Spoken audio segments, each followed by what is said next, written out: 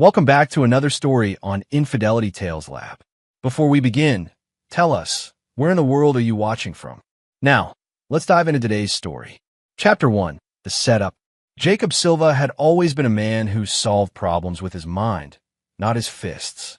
Before the frame-up that landed him in Millfield Correctional, he'd been a forensic accountant specializing in corporate fraud investigations. His analytical nature and photographic memory had made him invaluable to law enforcement agencies across 3 states. Those same skills now kept him alive behind bars. The irony wasn't lost on him. Jacob Silva, the man who'd exposed dozens of financial criminals, was serving 5 years for a crime he didn't commit. The evidence against him had been meticulously fabricated: bank transfers, forged documents, witness testimonies that painted him as the mastermind behind a municipal pension fund theft. Someone had studied his methods and used them against him. Jacob suspected his former partner at the accounting firm, Alan Ferguson, had orchestrated the frame-up. Alan had always resented Jacob's success and the recognition he received. When Jacob got too close to discovering Alan's own embezzlement scheme, Alan struck first. But Jacob couldn't prove it yet. In his cell at night, Jacob would replay every detail of his case, mapping out the connections, building a mental dossier of everyone involved. He'd identified 3 key witnesses whose testimonies had sealed his fate, all of whom had suspiciously paid off their debts shortly after his conviction. The court-appointed attorney who'd barely put up a defense had received a promotion to district attorney 6 months later. The web of corruption was vast, but Jacob was patient. What kept him sane was his 8-year-old son, Bobby Silva. During weekly visits, Bobby would tell him about school, about his baseball games, about the drawings he'd made that covered Jacob's cell wall. Miranda Silva, Jacob's wife of 10 years, had initially stood by him.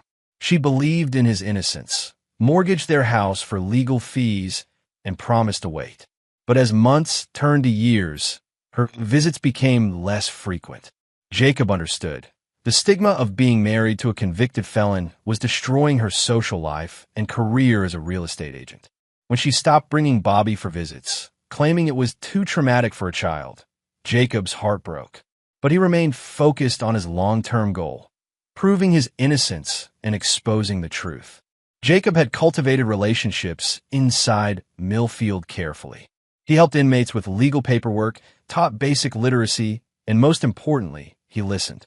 Information was currency in prison, and Jacob was wealthy. He knew which guards were corrupt, which inmates had connections on the outside, and which ones could be trusted. Among his closest allies was Ira Todd, a lifer who ran the prison library and had connections throughout the system. Ira had taken a liking to Jacob's intelligence and integrity. Then there was Nathan Schmidt, a former electronics expert, serving time for hacking government databases. Nathan had maintained contact with underground networks that could access information the legal system couldn't touch.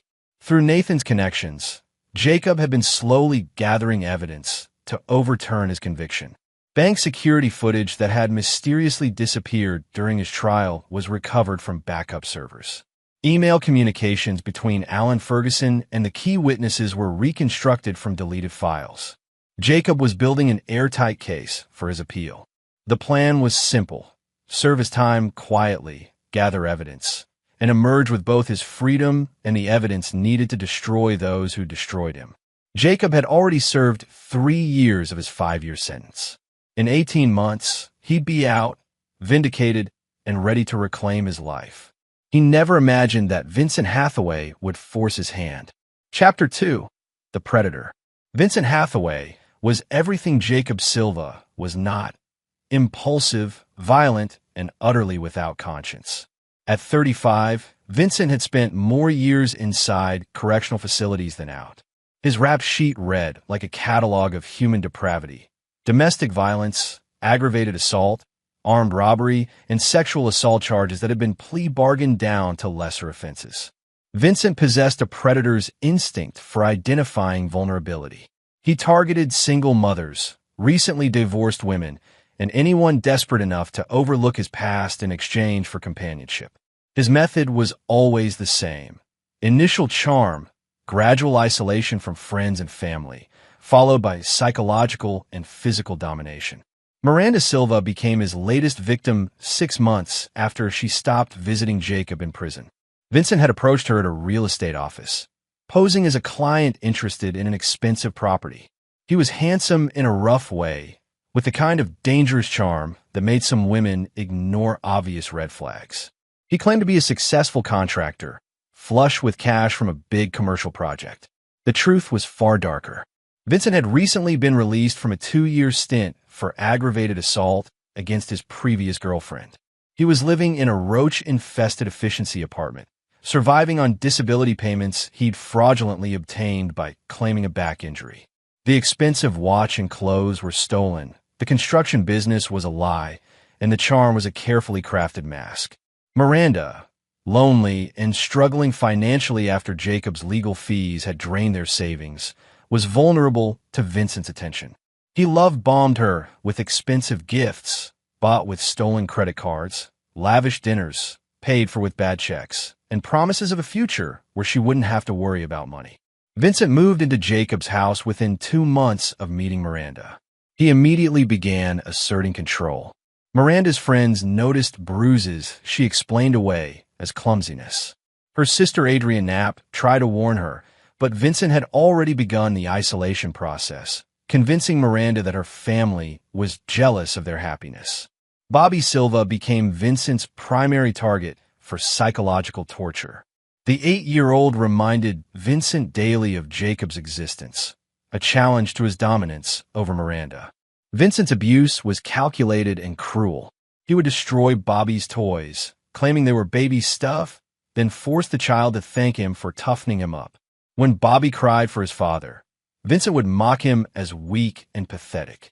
The physical abuse started small, a shove here, a slap there, always followed by apologies and promises that it wouldn't happen again. Vincent was careful to leave no visible marks, knowing that Miranda was already walking on thin ice with Child Protective Services due to Jacob's incarceration. Vincent's criminal network was extensive. He maintained connections with drug dealers, car thieves, and other violent offenders throughout the state. These weren't just criminal associates. They were Vincent's insurance policy. He'd learned early that reputation and fear were more valuable than money. Stories of his violence traveled through criminal circles, ensuring that few dared cross him.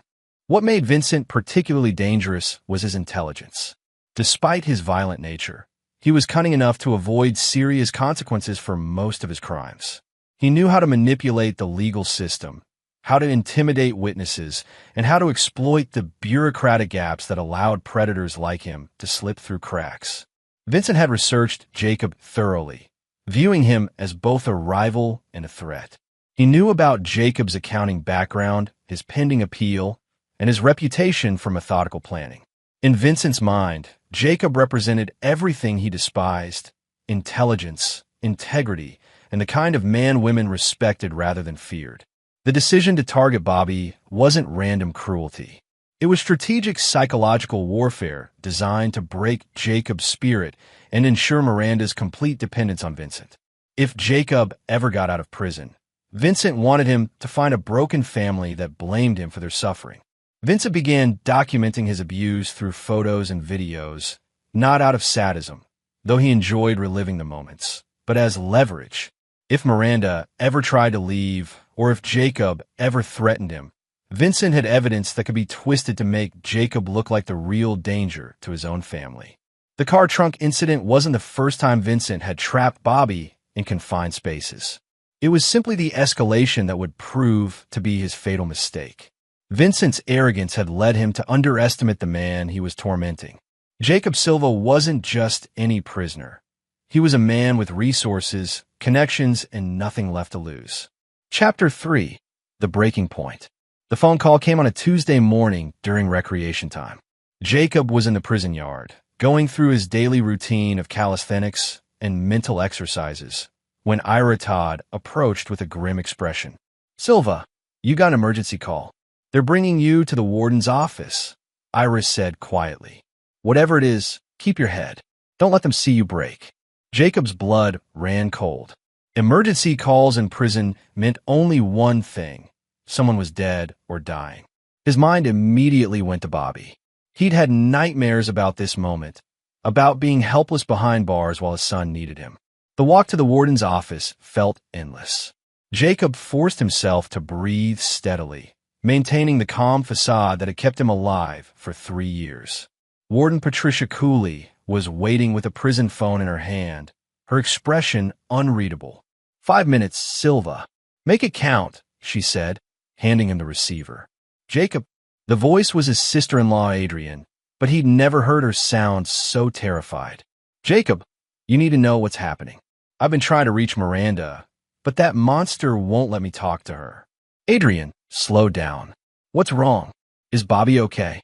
There was a pause, and Jacob heard her crying. No, he's not okay. None of this is okay. That piece of garbage Vincent has been hurting him. Jacob, I've seen the bruises. Miranda makes excuses, but I know abuse when I see it. Jacob's knuckles whitened as he gripped the phone. How bad? Today was the worst. I was driving by the house when I saw Bobby running down the street, screaming. Vincent had locked him in the trunk of his car and driven around the block at high speed, hitting every pothole and speed bump. When I confronted them, Vincent just laughed. He said Bobby needed to learn that his daddy couldn't save him. The world tilted around Jacob. His vision narrowed to a single point of white-hot rage, but his voice remained steady. Where is Bobby now? I took him to the hospital. He's got bruises all over his back and arms from being thrown around in that trunk. The doctor is calling child services, but you know how that goes. Vincent's smooth. He'll convince them it was an accident, and Bobby's too scared to tell the truth. And Miranda? She's completely under his control, Jacob. She's not the woman you married. She's afraid to breathe without his permission. I try to get her to leave with Bobby, but she won't.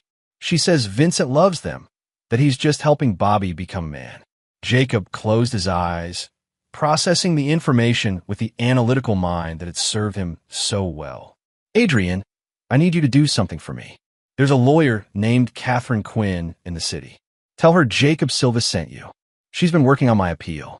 Give her everything, photos, medical records, whatever you can get. Tell her, I said to expedite everything. Jacob, what are you planning? He looked through the office window at the prison yard, where inmates were beginning to gather in unusual clusters. Word traveled fast in prison, and tension was building over something. Jacob had noticed it for days, whispered conversations, guards looking nervous, the subtle signs that preceded major incidents. I'm planning to be the father Bobby deserves, Jacob said simply. After the call ended, Warden Cooley studied Jacob's face. She'd been running prisons for 20 years and had seen that look before, the moment when a man decided he had nothing left to lose. Silva, whatever you're thinking, don't. You've got 18 months left. Don't throw your life away over something you can't control from in here. Jacob met her eyes. Ma'am, with respect, if I can't protect my 8-year-old son, what kind of life do I have to throw away? As he was escorted back to his cell, Jacob's mind was already working. Nathan Schmidt had mentioned increasing tensions between rival gangs in the prison. The Aryan Brotherhood and the Black Guerrilla family had been feuding over drug territory, and several recent incidents had pushed both sides toward open conflict. The guards were stretched thin, and everyone knew it was only a matter of time before something erupted. That evening, Jacob sat with Ira and Nathan in the library, ostensibly playing chess, but really planning. I need out, Jacob said simply. Not permanently, just long enough to handle some business. Nathan raised an eyebrow. That's a hell of an ask, Silva. What's the situation? Jacob explained about Bobby, keeping his voice level and factual. Both men had children on the outside and understood the desperation of a helpless father. The gang situation's about to blow, Ira said thoughtfully. Rodriguez and Block C has been pushing for retaliation against the AB for that stabbing last week. If someone gave him the right information about guard rotations and surveillance blind spots. The West Gate, Nathan added. During a full lockdown, they pull guards from perimeter posts to control the blocks. 10-minute window, maybe 15 if it's bad enough. Jacob nodded. He'd already figured out the logistics. The question was whether he could live with the consequences. Starting a prison riot would result in injuries, possibly deaths. But Bobby was in immediate danger, and the legal system had already failed him once. "There's something else," Jacob said. "I've been building a case against the people who put me here. If this goes wrong, if I don't make it back, I need that evidence to reach the right people." Nathan pulled out a small piece of paper with an encrypted email address. "Dead Man's Switch. If you don't check in with a code word every 72 hours, everything gets sent to the FBI, State Attorney General, and 3 major news outlets simultaneously." Jacob memorized the address and ate the paper. "What's the code word?" "Bobby," Nathan said simply. The next morning, Jacob began implementing his plan. First, he passed information to Rodriguez about a planned AB weapons cache in a laundry facility. Information that was true but incomplete. He'd learned about it weeks ago, but had saved the knowledge for the right moment. Then he visited the commissary and made specific purchases. Over-the-counter pain medication, which could be concentrated into something more dangerous, and cleaning supplies that could create smoke when mixed properly. Everything appeared routine to casual observation. Finally, he sent a message through the prison network to Vincent Hathaway. The message was simple. "I know what you did to my son. We're going to have a conversation very soon." Jacob knew Vincent would dismiss the threat as the impotent rage of a helpless man. That arrogance would be Vincent's undoing. The riot began the next afternoon, exactly as Jacob had predicted. Rodriguez's crew hit the AB in the laundry room, sparking a brawl that quickly spread throughout the facility. Jacob had positioned himself in the yard when the alarm sounded, close enough to the west gate to make his move when the guards abandoned their posts. As chaos erupted around him, Jacob's sister-in-law's words echoed in his mind. "Your wife's new boyfriend locked your son in the car trunk, then drove the car on a rough road at 60 miles per hour, then dumped your son in the woods. He's laughing about it." The warden had seen Jacob's face when the riot started. She knew exactly what he was thinking. "There's a riot starting. The west gate will be unmanned for 10 minutes, she'd said, not quite meeting his eyes. Jacob understood. Even the warden had children. As he slipped through the unmanned gate into the woods beyond, Jacob Silva wasn't escaping for freedom. He was escaping for a funeral. Vincent Hathaway's. Chapter 4. The Hunt Begins. The first thing Jacob noticed about freedom was the silence. After 3 years of constant noise, slamming doors, shouting voices, industrial humming, the quiet of the forest felt surreal. He moved carefully through the dense undergrowth, using skills learned during his brief stint in the Army Reserve before college. Jacob had exactly 6 hours before his absence would be discovered during the evening count. By then, he needed to be either back inside or so far ahead of the manhunt that capture would be impossible. The plan was tight, with no margin for error. His first stop was a cache he'd arranged through Nathan's network, a waterproof container buried near a specific mile marker on the old logging road. Inside, he found civilian clothes, cash, a prepaid cell phone, and something more valuable than gold, a complete dossier on Vincent Hathaway. Nathan's hacker contacts had been thorough. The file contained Vincent's current address, vehicle information, criminal history, known associates, and most importantly, his patterns of behavior. Vincent was a creature of habit, and habits could be exploited. Jacob changed clothes quickly, burying his prison uniform in the same hole. The jeans and flannel shirt felt strange after years of institutional clothing, but they fit well. Everything had been planned to the smallest detail. The second cache was at an abandoned gas station 12 miles south. This required walking through rough terrain, but Jacob was in excellent physical condition. Prison had given him nothing but time to exercise and prepare his body for exactly this moment. At the gas station, Jacob found a motorcycle, a stolen Yamaha that Nathan's people had borrowed from a drug dealer who wouldn't be reporting it missing.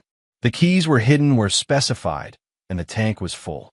Jacob had learned to ride motorcycles during his military service and had maintained his license, though Miranda had never known about this skill.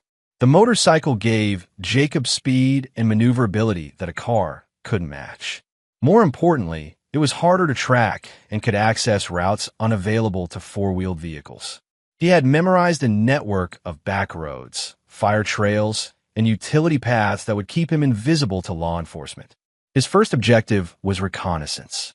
Jacob needed to confirm Vincent's location and assess the tactical situation before making any moves. The dossier indicated that Vincent was currently unemployed, despite telling Miranda he was running a construction business, and spent most afternoons at Mickey's Tavern, a dive bar known for attracting ex-cons and lowlifes.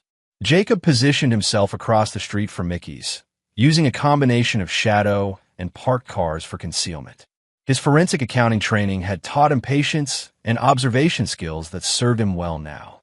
He watched the bar for 2 hours, noting every person who entered and exited, memorizing vehicle license plates, and mapping escape routes. At 4:30 p.m., Vincent emerged from the bar, clearly intoxicated. He was accompanied by 2 other men whom Jacob recognized from the dossier, Jeremy Crawford and Bobby Heath, both violent felons with extensive criminal records. Vincent's criminal network was smaller than Jacob had expected, but these men were dangerous. Jacob followed at a distance as Vincent drove a battered pickup truck toward the house that had once been Jacob's home. The irony was bitter. Vincent was living in the house Jacob had purchased with his legitimate earnings, sleeping in Jacob's bed, terrorizing Jacob's son. The house was a modest 2-story colonial in a middle-class neighborhood. Jacob had chosen it specifically because it was in a good school district and felt safe for raising children. Now it had become Bobby's prison. Jacob conducted a careful surveillance of the property, noting that Vincent had made modifications, security cameras at the front door, new deadbolt locks, and what appeared to be bars on Bobby's bedroom window. The measures weren't for protection. They were for control. Vincent was keeping Bobby locked in his own home. As evening approached, Jacob saw Miranda's car pull into the driveway. She looked exhausted and defeated, nothing like the confident woman he'd married. Behind her, Bobby climbed out slowly, moving like someone in pain. Even from a distance, Jacob could see the fear in his son's posture. The sight of his broken family filled Jacob with a cold rage that went beyond anger into something darker. Vincent Hathaway had stolen more than Jacob's freedom. He'd stolen his family's peace, his son's childhood, and his wife's spirit. This wasn't just about revenge anymore. It was about justice that the legal system had failed to provide. Jacob's phone buzzed with a text message. Nathan had arranged for updates on the prison situation. The riot was under control, but several inmates had been hospitalized. Jacob's absence wouldn't be discovered for another 4 hours, giving him a narrow window to gather more intelligence. He circled the neighborhood, memorizing every detail. The house backed up to a small wooded area that connected to a drainage culvert. The neighbor to the left was an elderly widow who went to bed early. The neighbor to the right traveled frequently for business and was currently out of town. Vincent had unknowingly chosen the perfect location for what Jacob had planned. Jacob's military training had included basic reconnaissance and infiltration techniques. He'd never imagined using those skills to spy on his own home, but life had a way of preparing you for things you never expected to need. As Jacob prepared to leave, Bobby grabbed his arm. "Daddy, Vincent has a gun. He showed it to me and said he'd use it if you ever came back." This was valuable intelligence. Jacob had wondered if Vincent was armed, and now he knew.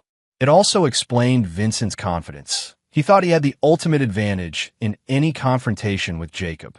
"Where does he keep it, son?" "In a box under his side of your bed. He checks it every night before he goes to sleep." Jacob processed this information quickly. A gun changed the tactical situation significantly, but it also provided opportunities. Vincent's overconfidence in his weapon could be turned against him. Before leaving Bobby's room, Jacob planted several micro-cameras in strategic locations. Nathan's hacker friends had provided surveillance equipment that was virtually undetectable. These would provide real-time monitoring of Vincent's activities and serve as evidence in court proceedings. The return journey through the house was even more dangerous. Jacob could hear Miranda crying softly in the master bedroom, and the sound filled him with complex emotions. Part of him still loved his wife, but she had chosen to bring this monster into their son's life. That choice had consequences. Back in the basement, Jacob discovered Vincent's most damning secret, a collection of videos documenting his abuse of Bobby and previous victims. The files were organized by date and victim, suggesting a pattern of predatory behavior spanning years. Some of the victims appeared to be other children, which elevated Vincent's crimes to an entirely different level. Jacob copied everything to portable storage devices while uploading originals to the cloud. This evidence would destroy Vincent's life and put him away forever. But it also revealed the scope of his criminal network and the number of victims who deserve justice. As dawn approached, Jacob had to make a critical decision. He could return to prison, serve out his remaining time, and pursue legal justice with the evidence he'd gathered. The safe, rational choice was to trust the system and let law enforcement handle Vincent. But the system had already failed Jacob once, and Bobby couldn't wait for bureaucratic justice. Vincent's escalating violence suggested that serious injury or death was imminent. Jacob had perhaps hours, not days, before Vincent crossed a line that couldn't be uncrossed. Jacob's phone buzzed with an encrypted message from Nathan. Situation at prison stable. Your absence discovered, but attributed to riot confusion. 12-hour window before manhunt begins. 12 hours was enough time to finish what he'd started. Jacob had evidence to destroy Vincent legally, but he also had the opportunity to ensure that Vincent never hurt another child. The choice between justice and vengeance was no choice at all. As Jacob prepared to leave the house, he planted one final device, a listening device in Vincent's bedroom that would allow him to monitor conversations and predict Vincent's movements. Knowledge was power, and Jacob intended to have every possible advantage. Outside, the first hints of dawn were appearing on the horizon. Jacob had been free for 8 hours and had accomplished more than he'd dared hope. Vincent Hathaway's criminal empire was documented and ready for destruction. Now came the hard part, ensuring that Bobby would be safe before Jacob's temporary freedom ended. As he rode the motorcycle back to his temporary base of operations, Jacob felt something he hadn't experienced in 3 years: control. For the first time since his arrest, he was actively protecting his family instead of helplessly watching them suffer. Vincent Hathaway had made his last mistake when he decided to hurt Bobby Silva. Now he was going to learn what happened when someone threatened a father with nothing left to lose. Chapter 6: The Trap. Jacob's temporary base of operations was an abandoned hunting cabin deep in the state forest, chosen for its isolation and multiple escape routes. Nathan's network had supplied it with everything Jacob needed: secure communications equipment, weapons, and most importantly, high-speed internet access for coordinating his attack on Vincent's criminal empire. The first phase of Jacob's plan was already in motion. At 6 a.m., encrypted data packages began arriving at FBI field offices, state police headquarters, and the offices of 3 investigative journalists. Each package contained a complete dossier on Vincent Hathaway's criminal activities, including financial records, stolen merchandise inventories, and most damning of all, the videos of child abuse. But Jacob wasn't relying solely on law enforcement. He'd learned from his own experience that the system could be manipulated and corrupted. Vincent had connections and knew how to work the system. Direct action was necessary to ensure Bobby's immediate safety. Jacob's phone buzzed with a message from the listening device in Vincent's bedroom. Vincent was awake and angry about something. Through the audio feed, Jacob could hear him yelling at Miranda about missing alcohol and demanding to know if she'd been snooping around the basement. Miranda's terrified responses revealed just how completely Vincent controlled the household. She apologized repeatedly for things she hadn't done, promised to be more careful, and begged Vincent not to take his anger out on Bobby. The psychological abuse was as devastating as the physical violence. Jacob activated the cameras he'd planted in Bobby's room and felt his heart clench. His son was awake, but lying perfectly still, listening to Vincent's rage and trying to make himself invisible. Bobby had learned that any sound or movement during Vincent's outbursts could redirect the violence toward him. The GPS tracker Jacob had given Bobby showed that his son was still in the house, but the device also had a hidden feature. It was recording audio and transmitting the data to Jacob's location. Every threat, every moment of terror was being documented as evidence. At 7 a.m., Jacob received confirmation that the first phase was working. Catherine Quinn called the secure phone number Nathan had provided. "Jacob, whatever you've done, it's working." The FBI is taking this seriously. They've issued warrants for Vincent's arrest on federal charges: child abuse, identity theft, interstate trafficking of stolen goods. Local police have warrants for aggravated assault and child endangerment. How long before they execute the warrants? That's the problem. These things take time to coordinate. Federal and local jurisdictions are arguing over who has priority. Vincent could have days to realize what's happening and run. Jacob had anticipated this delay. Bureaucracy moved slowly, but danger moved fast.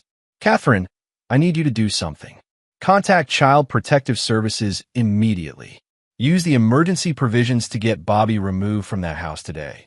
Based on what evidence? I can't just. You'll have new evidence within the hour. Medical records, photographs, video documentation. Everything you need to justify emergency removal. Jacob ended the call and activated the next phase of his plan. The micro cameras would provide real-time evidence of Vincent's behavior, but Jacob needed to trigger a situation that would demonstrate the immediate danger to Bobby. Using a spoof phone number, Jacob called Vincent directly. As darkness fell, Jacob positioned himself in the wooded area behind the house. Through the kitchen window, he could see Vincent drinking beer and watching television. Miranda was preparing dinner with mechanical precision, her movements suggesting someone going through familiar motions while mentally absent. Bobby was nowhere visible, which meant he was likely confined to his room. The bars on the window confirmed Jacob's worst fears. His son wasn't just being abused, he was being imprisoned. Jacob's phone vibrated again. This time it was a message from Catherine Quinn, the lawyer working on his appeal. Adrian brought me everything. We have enough to file for emergency custody and press charges against Vincent. But without you present to testify, it's difficult to proceed. Jacob typed back carefully, "Proceed anyway. File everything immediately. Evidence package will be available soon." He knew Catherine would understand the implications. Jacob was giving her permission to move forward with a legal challenge, regardless of his current situation. If he didn't survive the next few days, at least Bobby would have legal protection. The final piece of reconnaissance was the most dangerous. Jacob needed to get inside the house to assess Bobby's condition and gather evidence of Vincent's abuse. But first, he had one more stop to make. Using the motorcycle, Jacob rode to a storage facility on the outskirts of town. Unit 247 was rented under a false name that Nathan's people had provided. Inside, Jacob found everything he'd requested: night vision equipment, zip ties, a taser, and most importantly, a digital camera with telephoto lens. Jacob wasn't planning to kill Vincent with his bare hands. That would be too quick and wouldn't address the larger problem. Vincent was part of a network of predators who had learned to game the system. Taking down Vincent alone wouldn't protect the next family he targeted. No, Jacob had something more comprehensive in mind. He was going to dismantle Vincent's entire operation, expose his criminal network, and ensure that the evidence would stand up in court. But first, he needed to document everything. As he prepared his equipment, Jacob thought about Bobby's terrified voice on the phone with Adrian. His son had been counting on him for protection, and Jacob had failed because he was locked away for a crime he didn't commit. That failure ended tonight. Jacob Silva had spent 3 years being patient, gathering evidence, and working within a system that had betrayed him. Now, he was going to show Vincent Hathaway what happened when someone threatened his family. The hunter had become the hunted. Chapter 5: Evidence and Escalation. Jacob waited until 2 a.m. before making his approach to the house. Vincent's truck was still in the driveway, and all the lights were off except for a flickering glow from the television in the living room. The security cameras were older models with predictable blind spots that Jacob had already mapped. Getting inside required patience and precision. Jacob had noticed that the basement window on the east side of the house had a faulty latch, something he'd been meaning to fix before his arrest. Now that neglect would serve his purposes. The basement was exactly as he'd left it 3 years ago, except for the addition of several cases of stolen merchandise that Vincent was obviously fencing. Jacob recognized electronics still in their original packaging, power tools with suspicious serial numbers filed off, and boxes of designer clothing with store security tags still attached. Jacob photographed everything, building a comprehensive record of Vincent's criminal enterprise. Each image was automatically uploaded to an encrypted cloud storage account that Nathan had established. Even if Jacob was captured or killed, the evidence would survive. Moving upstairs required extraordinary care. Jacob knew every creaking board in his own house, but 3 years had allowed settling and changes. He tested each step carefully, pausing frequently to listen for any sign that he'd been detected. The living room revealed more evidence of Vincent's criminal activities. On the coffee table, Jacob found documents related to identity theft, fake driver's licenses, stolen credit cards, and what appeared to be a ledger tracking fraudulent transactions. Vincent wasn't just a violent predator. He was running a sophisticated criminal operation from Jacob's home. More photos went to the cloud storage. Jacob was building a case that would put Vincent away for decades, assuming the legal system functioned properly this time. The most difficult part was reaching Bobby's room without alerting Vincent and Miranda, whose bedroom was directly adjacent. Jacob could hear Vincent's snoring through the thin walls, a sound that filled him with barely contained rage. This monster was sleeping peacefully while Bobby lived in terror. Bobby's door was locked from the outside, confirming Jacob's suspicions about imprisonment. The lock was new, installed by Vincent as another layer of control. Jacob picked it carefully, using skills learned from a reformed burglar he'd befriended in prison. Inside, Jacob's heart nearly broke. Bobby was sleeping fitfully on a mattress on the floor. His proper bed had been removed, along with most of his toys and books. The room was sparse and cold, more like a cell than a child's bedroom. But it was the sight of his son's injuries that nearly shattered Jacob's careful control. Even in the dim light, he could see bruises on Bobby's arms and back. The 8-year-old was sleeping in a defensive position, curled up with his arms protecting his head. Jacob knelt beside his son and gently touched his shoulder. Bobby's eyes snapped open in terror before recognition dawned. "Daddy?" Bobby's whisper was barely audible, filled with disbelief and desperate hope. "I'm here, son. I'm going to fix this." Bobby sat up carefully, wincing from pain. "Vincent said you were never coming back. He said you didn't love us anymore." Jacob pulled his son into a careful embrace, feeling the fragile, bird-like bones beneath skin that should have been healthy and strong. "That man is a liar, Bobby. I love you more than anything in the world, and I'm going to make sure he never hurts you again." "He locked me in the car trunk yesterday," Bobby whispered. "It was dark and scary, and I couldn't breathe good. He said it was to make me tough like him." Jacob photographed Bobby's injuries while explaining what he was doing. "These pictures are evidence, son. They're going to help put Vincent in prison where he belongs." "Can I come with you, Daddy?" The question nearly destroyed Jacob's resolve. Every instinct screamed to grab his son and run. But he knew that would make them both fugitives and wouldn't address the underlying problem. Vincent would just find another victim, and Miranda would be left to face his rage alone. "Not yet, Bobby, but very soon. I promise you that in a few days, you'll never have to see Vincent again. Can you be brave for just a little longer?" Bobby nodded solemnly. "I can be brave if you're coming back." Jacob gave his son a small device that looked like a toy, but was actually a GPS tracker and emergency beacon. "If Vincent hurts you again before I can stop him, press the red button. Help will come immediately." "Who is this?" Vincent's voice was already aggressive, primed for conflict. "Someone who knows what you've been doing to that little boy," Jacob said, disguising his voice with a digital modifier. "The FBI knows about your operation. They know about the stolen goods, the fake IDs, and the videos." Vincent's silence lasted several seconds. When he spoke again, his voice was deadly calm. "I don't know what you're talking about. Check your basement, Vincent. See if everything's where you left it." Jacob ended the call and watched through the cameras as Vincent rushed downstairs.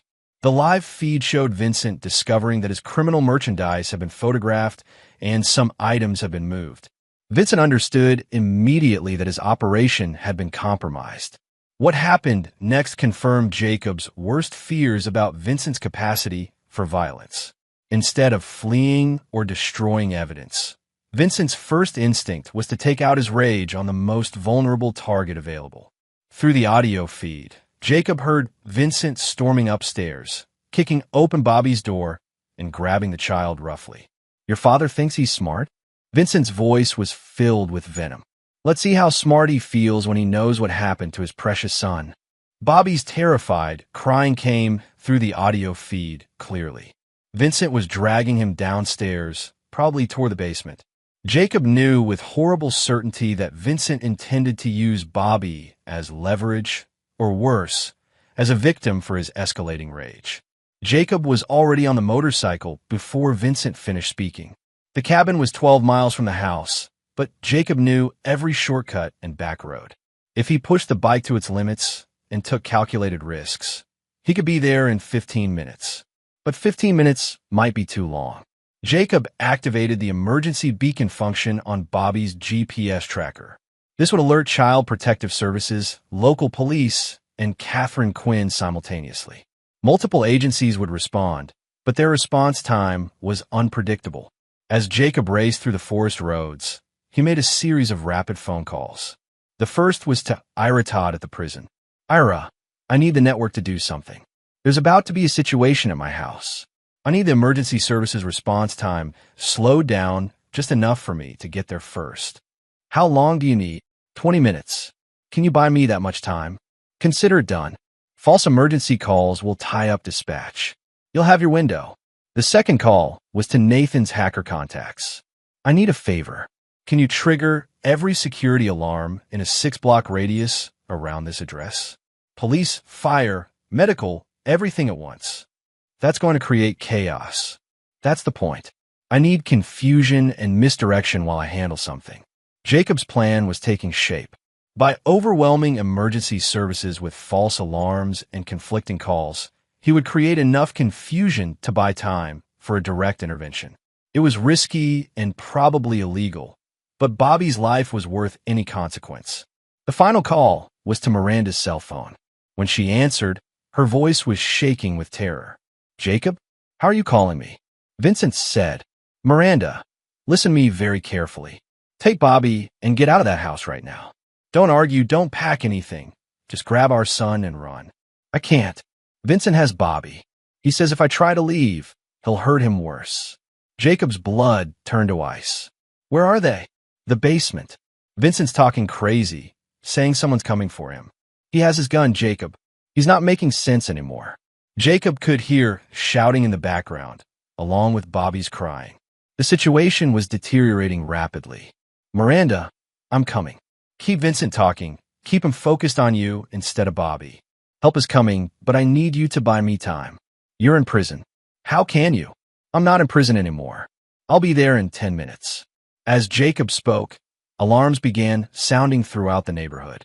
Security systems, fire alarms, and emergency beacons created a cacophony of noise that would confuse and overwhelm any coordinated response. In the chaos, one more alarm would go unnoticed. Jacob reached the edge of his neighborhood just as police cars were racing past him toward false emergencies scattered across the city. His distraction had worked perfectly, giving him the clear field he needed. As he approached the house, Jacob could see Vincent's truck still in the driveway, but the garage door was open. Vincent was preparing to run, probably with Bobby as a hostage. The situation was reaching its crisis point. Jacob parked the motorcycle in the woods and approached on foot, carrying the equipment he'd prepared. He had tasers, zip ties, night vision equipment, and most importantly, a clear plan for ending Vincent Hathaway's reign of terror. Through the basement window, Jacob could see Vincent waving his gun while screaming at Miranda. Bobby was tied to a chair in the corner, his face streaked with tears, but his expression showing the kind of courage that made Jacob's heart swell with pride. Vincent Hathaway had made his choice. He decided to become a threat to Jacob's family. Now, Jacob was going to show him the consequences of that decision. The trap was set. The hunter was in position, and Vincent had nowhere left to run. Chapter 7. Confrontation. Jacob had 3 advantages that Vincent didn't know about: complete knowledge of the house layout, night vision equipment, and the element of surprise. Vincent thought he was dealing with unknown enemies closing in from outside. He had no idea that his most dangerous opponent was already inside his perimeter. The basement had 2 entrances. the main stairway, and an exterior bulkhead that Jacob had installed years ago for emergency access. Vincent was focused on the main entrance, positioning himself where he could watch both the stairs and keep Bobby in his line of fire. He'd chosen the tactically sound position for defending against external threats. But Jacob wasn't coming from outside. Using the bulkhead entrance, Jacob descended into the basement silently. Years of renovating the space had taught him every creaking board and structural weak point. He moved like a ghost through the darkness, positioning himself behind Vincent's improvised barricade. Through the night vision scope, Jacob could see the situation clearly. Vincent had Miranda zip-tied to a water pipe near the furnace. Bobby was bound to a chair approximately 10 feet away. Vincent himself was crouched behind an overturned table, gun pointed toward the stairway. What Vincent couldn't see was Jacob positioned behind him with a clear shot using the taser. But Jacob hesitated. The smart play was to incapacitate Vincent immediately and call for backup. With Vincent unconscious, the immediate threat would be neutralized and authorities could handle the legal proceedings. Yet something held Jacob back. 3 years of helpless rage. 3 years of knowing that his son was suffering while he sat in a prison cell for crimes he didn't commit. Vincent Hathaway represented every corrupt official, every false witness, every person who had stolen Jacob's life and terrorized his family. Vincent chose that moment to demonstrate why he deserved no mercy. "You hear that, kid?" Vincent said to Bobby, his voice casual despite the desperate situation. "That's your daddy's friends coming to rescue you. But here's what's going to happen. When they get down here, I'm going to put a bullet in your head and tell them it was an accident. Maybe I'll shoot your mother too, just to be thorough." Bobby's tear-streaked face showed pure terror, but also something else, defiance. Despite being 8 years old and tied to a chair, Jacob's son refused to break under Vincent's threats. "My daddy's going to stop you," Bobby said quietly. "He promised." Vincent laughed, a sound devoid of humanity. "Your daddy's a convict, kid. A loser who couldn't even stay out of prison long enough to protect his own family. He's probably getting beaten up by real criminals right now, while I decide whether to kill you quickly or take my time." Jacob's hesitation evaporated. Vincent had just threatened to murder an 8-year-old child in cold blood. This wasn't about justice anymore. It was about stopping a monster who would never stop hurting innocent people. Jacob activated the taser and struck Vincent in the back. 50,000 volts dropped the predator instantly, his gun clattering across the concrete floor. Vincent convulsed and fell, temporarily paralyzed by the electrical shock. Jacob moved quickly, zip-tying Vincent's hands and feet before the man could recover. Then he retrieved Vincent's gun, checking the chamber and engaging the safety. The weapon was loaded and ready to fire. Vincent had been serious about his threats. "Daddy!" Bobby's voice was filled with relief and disbelief. Jacob freed his son first, checking for new injuries and finding only psychological trauma. Bobby clung to him with desperate strength, finally safe in his father's arms. "It's over, son. You're safe now." Miranda was in shock, staring at Jacob as if he were a hallucination. "How are you here?" "The prison called yesterday and said you were in solitary confinement for fighting." Jacob freed her restraints while explaining briefly. "I escaped during a riot. I had to protect Bobby." As Vincent began to regain consciousness, Jacob positioned himself where the bound man could see him clearly. "Vincent Hathaway, we need to have that conversation now." Vincent's eyes focused slowly, confusion giving way to rage as he realized his situation.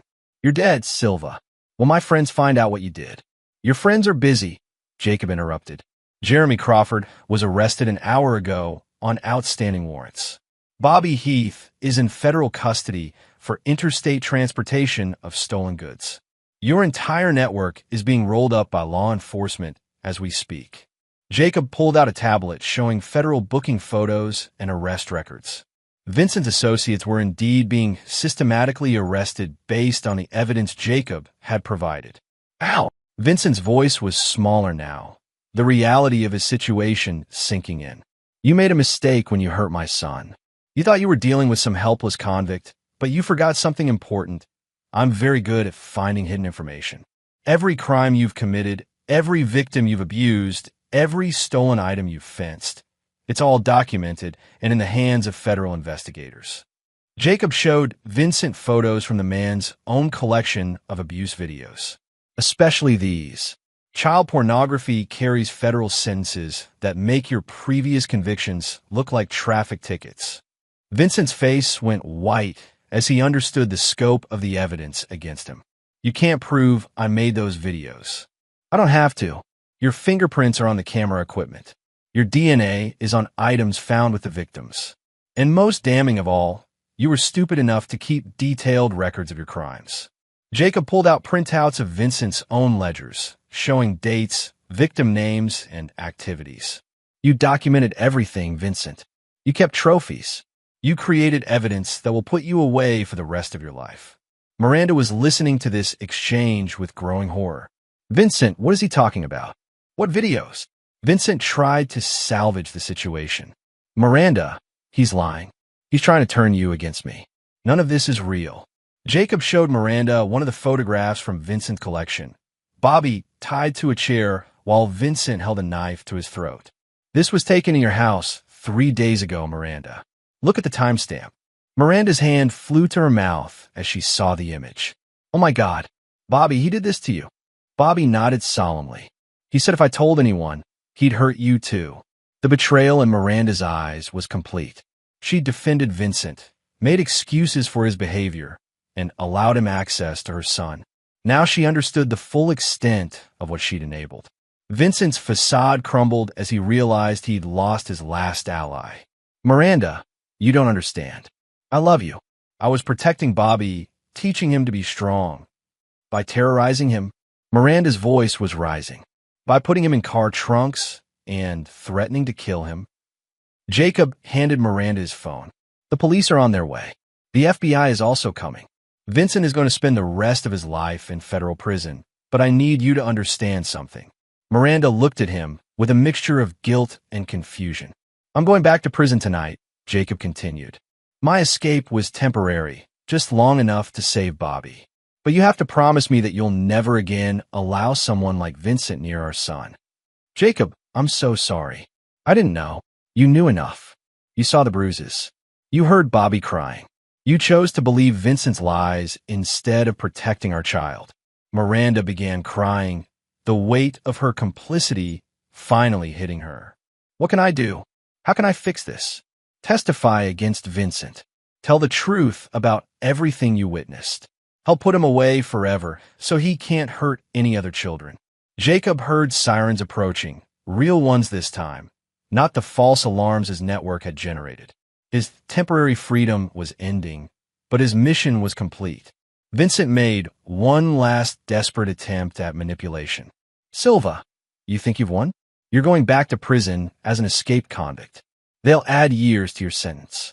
Your son will grow up visiting his father through bulletproof glass. Jacob smiled grimly. Vincent, you still don't understand.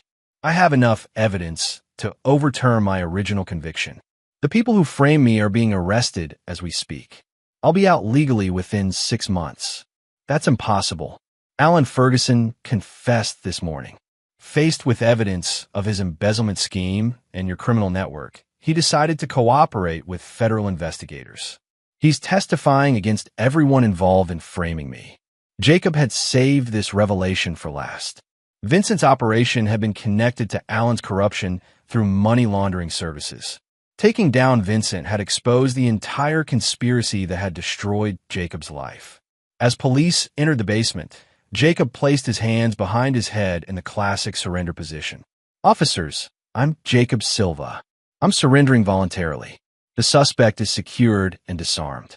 There are children present who need medical attention. Vincent Hathaway's reign of terror was over. Justice was finally being served, and Bobby Silva would never again have to fear the monster who had terrorized him. Jacob was going back to prison, but this time it would be temporary. His family was safe, his enemies were exposed, and his freedom was guaranteed. The father had kept his promise to his son. Chapter 8, Justice Served. The aftermath unfolded exactly as Jacob had orchestrated. Within hours of Vincent's arrest, the full scope of his criminal enterprise became clear to investigators. The evidence Jacob had gathered was so comprehensive that Vincent's public defender immediately began negotiating a plea agreement to avoid the death penalty.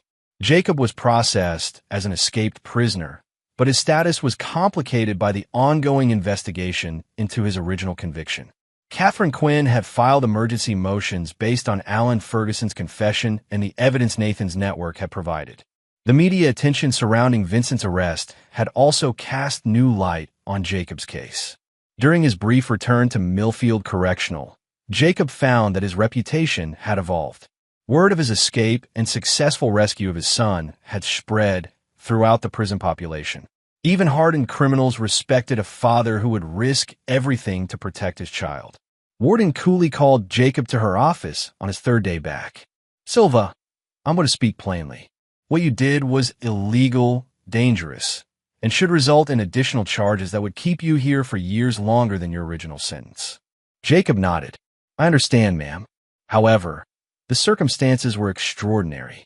You prevented serious harm to a child, exposed a criminal network that was operating under our noses, and provided evidence that led to multiple arrests of dangerous predators." The warden placed a file on her desk. "Alan Ferguson's confession has been corroborated by digital evidence and witness testimony. The state attorney general is recommending that your conviction be overturned and all charges dropped. The people who framed you are facing federal charges for conspiracy, perjury, and obstruction of justice."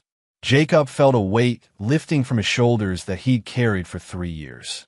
"When the paperwork is being processed now, barring any complications, you should be released within 72 hours.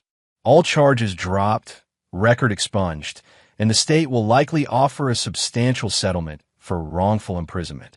"And the escape charges?" Warden Cooley's expression was unreadable. "What escape? According to our records, you were transferred to administrative segregation during the riot for your own protection. Any absence from your cell was due to administrative confusion during a chaotic situation." Jacob understood. The official record would show no escape, which meant no additional charges. The system was protecting itself by protecting him, and he was grateful for their pragmatism. "Ma'am, I need to ask about Vincent Hathaway's situation. He's been charged with federal crimes in 3 states: child pornography, human trafficking, aggravated assault, and attempted murder. The prosecution is seeking life without parole. Given the evidence you provided, conviction is virtually certain." Jacob nodded with satisfaction. Vincent would spend the rest of his life in federal prison, where child abusers receive the kind of justice that courtrooms couldn't provide. "There's something else," the warden continued. "Your wife filed for divorce 3 days ago. She's claiming mental duress and seeking full custody of your son. This wasn't unexpected, but it still stung." "I see. However, Child Protective Services has recommended supervised visitation for her and full custody consideration for you, given her poor judgment in exposing your son to a known predator. Your lawyer thinks you have an excellent chance of winning primary custody." Jacob had mixed feelings about Miranda's betrayal. Part of him still loved the woman he'd married, but that woman had made choices that endangered their son. Bobby's safety had to come first. What about Bobby? How is he handling everything? According to the social worker's reports, he's resilient but traumatized. He's been asking when his father is coming home. The boy clearly sees you as his protector. Jacob's phone privileges had been restored as part of the administrative review of his case. That evening, he called Bobby, who was staying with Adrian during the investigation. "Daddy, are you really coming home soon?" "Very soon, son. Are you okay? Are you safe?" "Aunt Adrian is taking good care of me. She made pancakes for breakfast, and we played video games. She says Vincent can never hurt me again." "That's right, Bobby. Vincent is going to prison for a very long time. You'll never have to see him again." "Good. I was scared he would come back." Jacob's heart clenched at the fear in his son's voice. "Bobby, I want you to know that you were very brave. You helped me stop Vincent by being strong and smart. I pressed the red button like you told me. Did that help?" "It helped very much. You did exactly the right thing." Jacob spent an hour talking with his son, reassuring him and planning for their reunion. Bobby was clearly damaged by his ordeal, but the resilience in his voice suggested that he would recover with time and proper support. The next morning brought news that Vincent's criminal network had been completely dismantled. Jeremy Crawford had been found dead in his cell, apparently killed by other inmates who learned about his crimes against children. Bobby Heath had agreed to testify against Vincent in exchange for a reduced sentence. Most satisfying was the news about Alan Ferguson. Jacob's former partner had been arrested at his country club while playing golf with 2 judges and a congressman. The corruption scandal was expanding beyond Jacob's case to include dozens of other wrongful convictions and manipulated legal proceedings. Catherine Quinn visited Jacob on his final day at Millfield. Jacob, the state is offering a settlement of $2.5 million for wrongful imprisonment. They want this to go away quietly. What do you recommend? Take it. Fight for custody of Bobby. Use the money to start over somewhere safe. You've been through enough, and Bobby needs stability. Jacob agreed. Money couldn't restore the 3 years he'd lost, but it could provide security for Bobby's future. His son would be able to attend good schools, receive therapy for his trauma, and never worry about financial security. On his release day, Jacob walked out of Millfield Correctional to find a crowd of reporters waiting. The story of his escape and rescue of his son had captured public attention, and many people viewed him as a hero rather than a criminal. Jacob gave a brief statement. I did what any father would do to protect his child. I'm grateful to law enforcement for their thorough investigation and to the justice system for correcting a terrible mistake. My focus now is on helping my son heal and building a better future for our family. Bobby was waiting in Adrienne's car, and a reunion was everything Jacob had dreamed about during his 3 years of imprisonment. His son launched himself into Jacob's arms with desperate joy, finally safe with the father who had promised to protect him. I knew you'd come back for me, Daddy. I'll always come back for you, son. That's a promise I'll never break. As they drove away from the prison, Jacob reflected on everything that had happened. Vincent Hathaway was facing life in prison. Alan Ferguson and his co-conspirators were being prosecuted for their crimes. Bobby was safe, and Jacob was free to be the father his son deserved. Justice had been served, both legal and personal. The system had failed Jacob once, but he'd proven that a father's love could overcome any obstacle. Vincent had made the mistake of threatening Jacob's family, and he'd paid the ultimate price for that error. The war was over, and Jacob Silva had won. Chapter 9, New Beginnings. 6 months after his release, Jacob stood in the kitchen of their new house, watching Bobby play in the backyard with their neighbor's children. The sound of his son's laughter, genuine, carefree laughter, was still music to Jacob's ears after years of silence. The house was in a small town called Millbrook, 3 hours from their old life. Jacob had chosen it specifically for its excellent schools, low crime rate, and the kind of community where everyone looked out for each other's children. Bobby was thriving in his new environment, though he still saw a therapist twice a week to work through his trauma. Jacob's settlement money had been invested wisely, providing financial security for generations. He'd also used part of it to establish a foundation that helped wrongfully convicted prisoners and supported children who'd been victims of domestic violence. Vincent Hathaway had unknowingly contributed to protecting other children from predators like himself. The morning news was playing on the kitchen television, and Jacob paused when he heard a familiar name. Vincent Hathaway, the convicted child predator whose case exposed a widespread corruption scandal, was found dead in his cell at Federal Correctional Institution Coleman. Prison officials report that Hathaway was killed by fellow inmates who had learned details of his crimes against children. He was serving 3 consecutive life sentences without possibility of parole. Jacob felt no satisfaction at Vincent's death, only relief that the monster could never hurt another child. Prison justice was swift and final for those who preyed on the innocent. The corruption scandal that Vincent's arrest had exposed was still making headlines.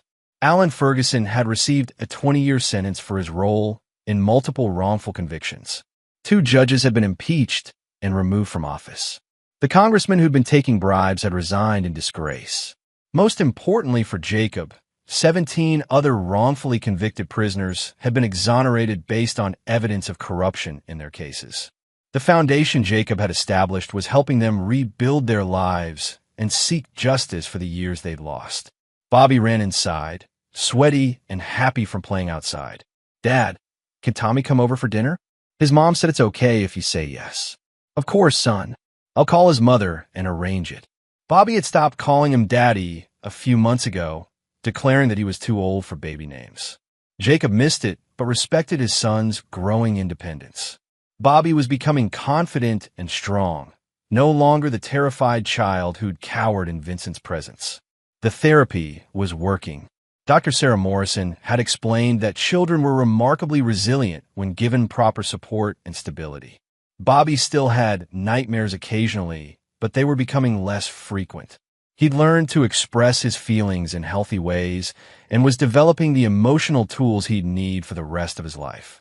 Miranda had visitation rights every other weekend, but she rarely exercised them. The guilt of what she'd allowed to happen to Bobby had devastated her, and she'd struggled with alcohol and depression. Jacob hoped she would eventually get the help she needed, but his priority was protecting Bobby from further instability. "Dad, I made something for you at school," Bobby said, handing Jacob a handmade card. Inside, Bobby had written in careful 8-year-old handwriting, "Thank you for saving me. You're the best dad in the world. I love you." Jacob knelt down and hugged his son tightly. "I love you too, Bobby.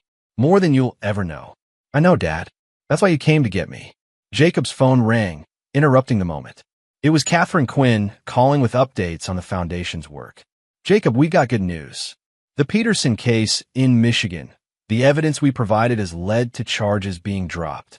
They'll be released next week after 8 years of wrongful imprisonment." "That's wonderful news. What about his family situation?" "His wife divorced him while he was inside, but his children want to reconnect. We're arranging counseling and financial support to help with the transition." Jacob had learned that his experience wasn't unique. The system failed people regularly, and those failures destroyed families and lives. His foundation was working to prevent future injustices while helping victims of past corruption. "There's something else," Catherine continued. "The Department of Justice wants to hire you as a consultant. They're creating a new unit to investigate wrongful convictions, and they want someone with your expertise and experience to help design their protocols." Jacob considered the offer. It would mean traveling and time away from Bobby, but it would also mean preventing other families from experiencing what they'd gone through. "Let me think about it. Bobby's stability has to come first. Of course, they're willing to work around your schedule and base the position here in Millbrook. You can make a real difference, Jacob." After ending the call, Jacob found Bobby setting up a board game in the living room. This had become their evening ritual: homework, dinner, and then games or reading together before bedtime. "Dad, what was that phone call about?" Jacob had always been honest with Bobby about age-appropriate topics.